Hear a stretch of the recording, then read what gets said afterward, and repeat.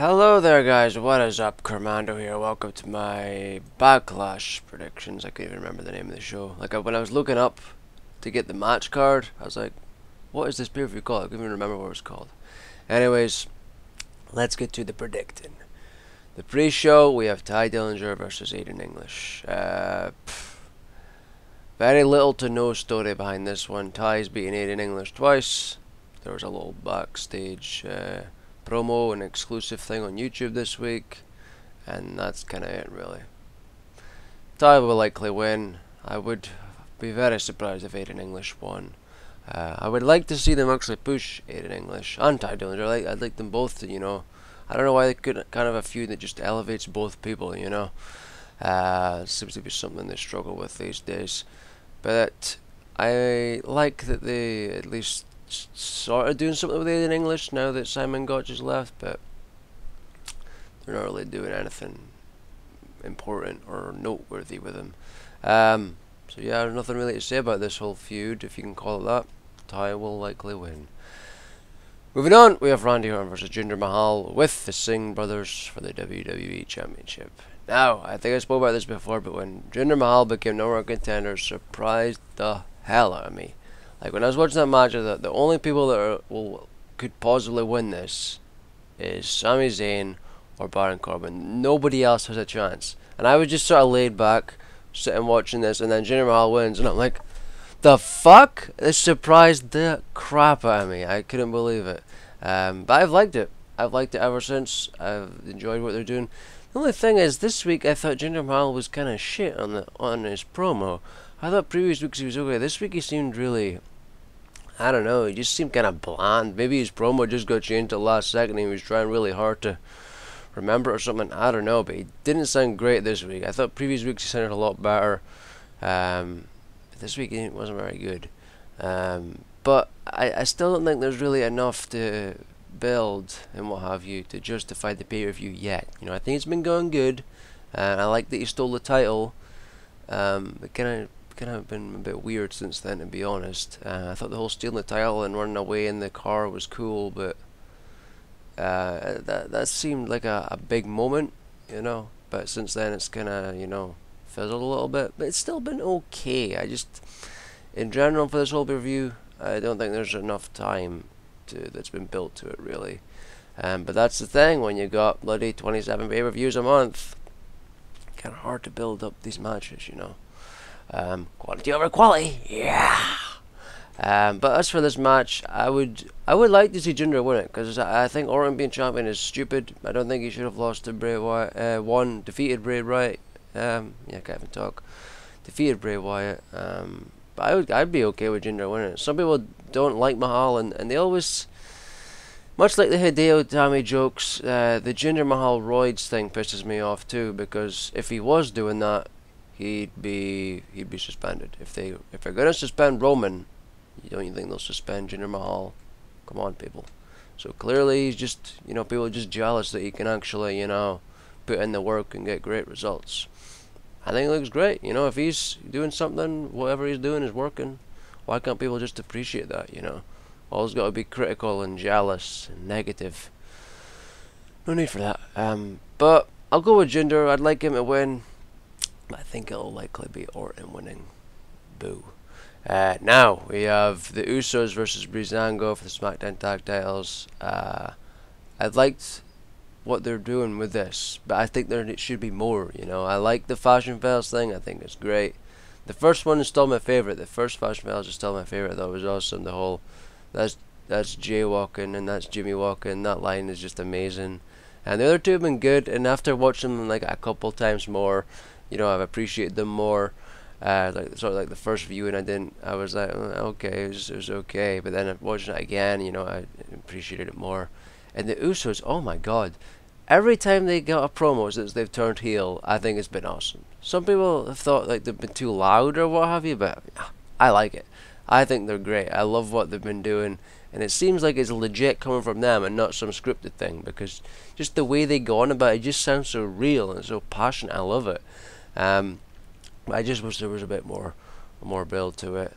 But it's been going good, and I like that Breezango won. Getting a chance finally. My only issue with the SmackDown tag thing is I feel American Alpha have just, people have sort of forgotten about them because of the booking, and they're being overlooked because they were like the position that like DIY and Revival and that are in right now, or were in right now in NXT, of consistently putting on great matches. That was American Alpha, and now they've come to the main roster, and sure, they've had a few good matches, but they just haven't been used right. And I feel people have forgotten about them now, and that really sucks. It's really sad. Now, as for this match, I would be happy with either team winning. I honestly would. I think Usos gonna win it though. Maybe Breezango could win it, and in the future, maybe Usos will do some heelishness and win. So I'll go with the Usos. Now we have Kevin Owens versus AJ Styles for the United States Championship. I don't really know what to say about the build. Really, there's nothing really, that stands out to me that I can really remember. They just sort of had some promos with each other. Kevin Owens maybe attacked AJ Styles or what have you. The promos that's been alright, but there's nothing really memorable about what's been going on here. I do expect a good match from them. I mean, it's AJ Styles, Kevin Owens. It could be the best match on the show. But nothing really memorable in the feud. Maybe I'm just not remembering anything because, watch so much wrestling that it just goes in and then goes out the other side, But I don't know. And again, it's the same thing here. I see Kevin Owens winning due to some heelishness, and maybe Styles can win later on. Kevin Owens did just win it back after defeating Jericho. That whole injury angle with Jericho was pretty good. But yeah, I'll go Kevin Owens. I don't really have much to say about it, unfortunately. Moving on, we have Naomi, Charlotte, and Becky versus the Welcoming Committee, which is Natalya, Carmella, and Tamina with James Ellsworth. A 6-woman tag match. Now, something I want to say, I like that there's an actual name for Natalya in that, and it's not just a combination of 3 attributes or 3 things of the people, because that's what people are doing for Naomi in that. They're like, oh, the royal glow fire. I mean, that's just so fucking lame in my opinion. Like there's the same with like the Paige Charlotte Becky thing, all that crap years ago. It's just you're just taking things and just combining it. It's like I don't like it. It's just so lame. I like there's a unique name for them, and it's different. I like it. But yeah, you would think that Naomi and that would get their revenge, after Natalya and that have been beating the crap out of them. But I could still see James Ellsworth maybe causing some distraction and them getting a win again. But I don't know. I think it's Naomi and that is going to win. But if not, maybe Charlotte will sort of turn on them and just leave. I could see that happening because apparently they didn't like the whole face turn of Charlotte. I was okay with it. And it's just going to be a heel again. So maybe something like that will happen. But apparently they're liking Carmella, and Carmella's going to get a title match in the future. Apparently she was supposed to win at WrestleMania and then lose it 2 days later, but they scrapped that. And they were happy with the way she took it, and they're happy with the way the way she's sort of embraced the character thing with James Ellsworth. Because apparently they gave it to somebody else and they turned it down. The only person I could have seen that being was Natalya. So at least that's what I would thought anyway. But I like Carmella. I think she's great. I think she's great on the mic, and I think she's improving all the time in the ring. I was kind of sad that she never really got well, she did get a chance at the NXT Women's title, but I would have liked to maybe see a bit more. Same with sort of Alexa Bliss and Nia Jax when they were in NXT. But yeah, I really like Carmella. I think she's great. But for this, I'll go with Naomi and that for the win. But I could easily see it going the other way. And I have liked the build. I thought it's been good. Natalya and that beating them all up. Yeah, it's been alright. Now we have Shinsuke Nakamura versus Dolph Ziggler, and I hate this, and I don't care about this match. I just don't like the way they've built to this match at all. I don't like how they keep calling Shinsuke the artist known as Shinsuke Nakamura. Like, what the fuck is that? Seriously, that is so stupid. It seems like they might have finally got the hint, because in the couple of recent tweets they put out, they stopped doing that, because every time they were always saying this artist known as shit, and all the replies to it were just negative. People don't like that. They're like, he's the king of strong style. Stop doing this sort of shit. And I agree. It's dumb. You know, it's so stupid. But the build has been crap. It honestly has been crap. Ziggler's had these promos, and they're shit. To be quite honest, they are shit because they're not coming from him. If you let Dolph go on his own, he got a great promo, but he's obviously forced to say this shit, and it's shit.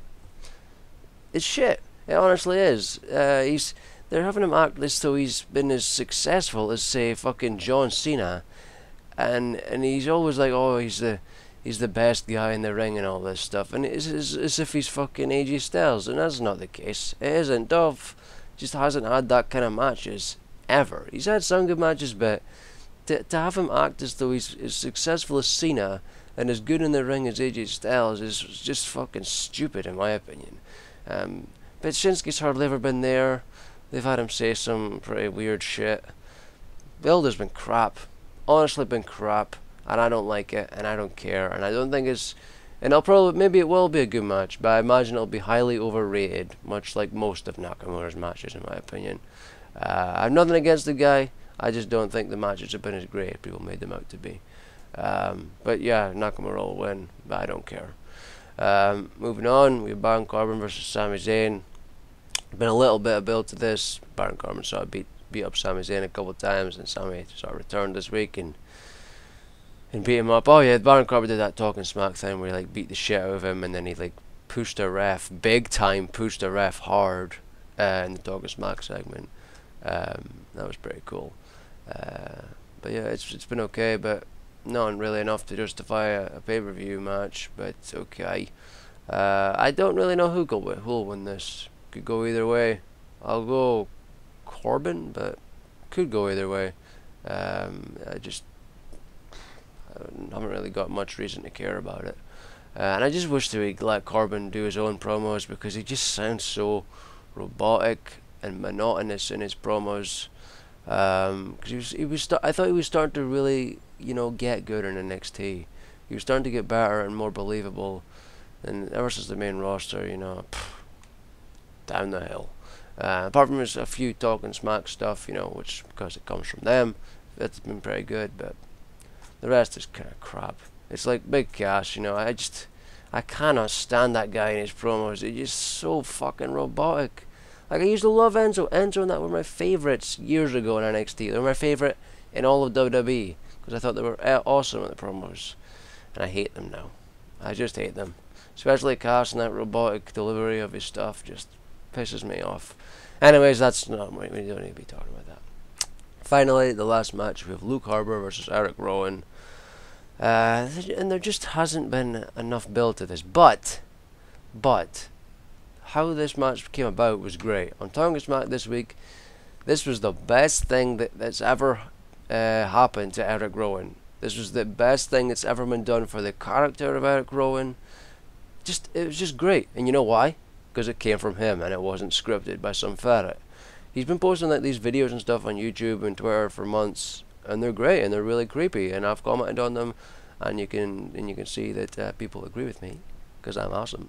I'm joking. But Eric Rowan is great, and I love the character. But what he did in Talking Smack this week was just awesome. He comes in with this bag, this big burlap bag, I think, and he's got all these friends in it or something, and it's like all these different sheep masks, and he's talking to them and going crazy.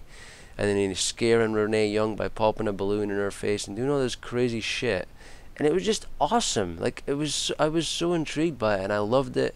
That was the best thing that's ever happened to his character. I just wish they would push him. And he's like, some people were saying, oh, this is more creepier than Bray, and I would totally agree. If you've seen any of those videos, he could be like this creepy, like, serial killer, abductor person. I think it's just great. Big Show as well. I've said before, Big Show said in interviews for a long ass time that Eric Rowan needs a push. He's a talented big guy, and he is. I really wish they would. This is why SmackDown needs an extra half hour, because of like this and Baron Corbin and the tag team. There needs to be more time to build these people up. To build just in general, the entire show needs a bit more time. I would reduce Raw to 2.5, extend SmackDown to 2.5. scrap 205 Live, boom, problem solved. That's what I would do. But yeah, this match, there hasn't really been much build. They had a match a few weeks ago. Rowan this week was saying about, you know, how Harper turned on the Wyatt family or whatever. And then Talking Smack thing was great. But we really haven't seen Luke Harper. Like, I don't get it. Like he had that epic match with AJ Styles, and he was sort of on fire leading up to WrestleMania. You know, it made sense for him, Bray, Orton at WrestleMania, and they didn't do that. And ever since then, he's just been sort of doing nothing, you know, which sucks because he's amazing. I love Luke Harper. He's awesome. But yeah, there's this match. Rowan, I think, won the last one, so I'd imagine Harper would win here. I just hope it's a good match, you know. I hope it's a good match. I can't remember if they had like a street fight or something the last time. I can't remember on SmackDown. Or was that somebody else? Maybe that was somebody else. I can't remember. Too much wrestling. Too much wrestling. But I'll go with Luke Harper for this one. But there you have it. That's it. That's my predictions for Backlash. There was a thing I was just reading right now that WWE wanted Christian to imitate The Rock. He was talking about it on his podcast thing. It was pretty hilarious. They were going to call him The Lock, and it just sounded absolutely ridiculous. And there was a thing about Austin Aries, because his match got cut from the WrestleMania 33 DVD, which just doesn't make sense to me, how his match, or the entire pre-show or something, I don't know, got cut. It just doesn't make sense to me when this is like a huge 3-disc set or something. It doesn't make sense to me. And there was a thing about Jericho saying that he was originally going to win the Universal title at WrestleMania, I believe, and then drop the title to Brock Lesnar at Payback. That was supposed to happen. That would have been pretty cool. I'd have liked to see that. I think Jericho should have been Universal Champion. But then after that was Thingy D also was lobbying for a match with Shinsuke Nakamura at WrestleMania. But that didn't happen. And also, Tommaso Ciampa was possibly injured at NXT. That was I recorded my NXT thing before that was revealed. But he's supposedly good to go. Maybe it's just like a light sprain or something to his ankle. But I think he's okay now. He's going to be good to go, which is good. That's about it. There's nothing else really to say. I didn't get that UK thing watched, so I'm going to watch it today. It's better anyway, because I don't like watching stuff on the network. I prefer to watch it on the sites that upload the videos. It's just a better video player. I don't like the network. So I got that to watch, and I got the WWE special thing. They always upload a special here in the UK. Not upload, air a special on Sky Sports, and so Eric Bischoff. So it'll be like his greatest moments or some shit. So I've got that, and I've got all this week's EastEnders, and then there's some other EastEnders thing, this like spin-off thing, Cat and Alfie, Red War. I've got that to watch. I've got a lot of shit to watch before TakeOver, so I'm gonna wait to get started with that. So thank you for watching. I hope you enjoyed. Feel free to tell me your predictions in the video below. And yes, I'm wearing my New Day Pops t-shirt. I got it a few weeks ago, about a week and a half ago, week and a few days ago. It's pretty good. I was ordering some stuff for a friend, and then I thought, oh well, since I'm on here, I'll order something, and I wanted this. I like it because it's different. It's not your generic boring black t-shirts like pretty much everybody else has. I don't see the point of that. I don't like it. So I wanted something unique and different, and this was that. This was what I wanted. So yeah, that's it. Thank you. See you later.